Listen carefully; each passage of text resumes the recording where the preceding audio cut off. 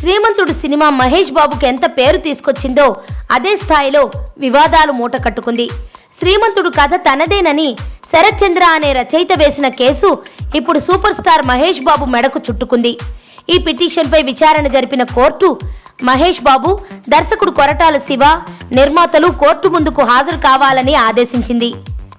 మహేష్ కెరీర్లో biggest hit గా నిలిచిన శ్రీమంతుడు సినిమా కథ స్వాతి వారపత్రిక ప్రత్యేక సంచికలో తాను రాసిన చచ్చేంత ప్రేమ తన నవలేనని రైటర్ శరత్ చంద్ర ఆరోపించారు. దీనిపై నిర్మాతలు కానీ, దర్శకుడు కానీ, హీరో కానీ స్పందించకపోవడంతో కోర్టులో కేసు వేశారు. తన అనుమతి లేకుండా సినిమా తీసి కాపీరైట్ చట్టాన్ని ఉల్లంఘించారని వారిపై క్రిమినల్ చర్యలను నాంపల్లి కోర్టులో కేసు వేశారు. దీనిపై విచారణ జరిపిన కోర్టు మహేష్ బాబు, కొరటాల శివ, నవీన్లు కోర్టు ముందుకు హాజరు కావాలని ఆదేశించింది. ముగ్గురిపై ఐపీసీ 120B కాపీరైట్ చట్టంలోని సెక్షన్ 63 కింద నాంపల్లి కోర్టులో కేసు నమోదు చేసింది.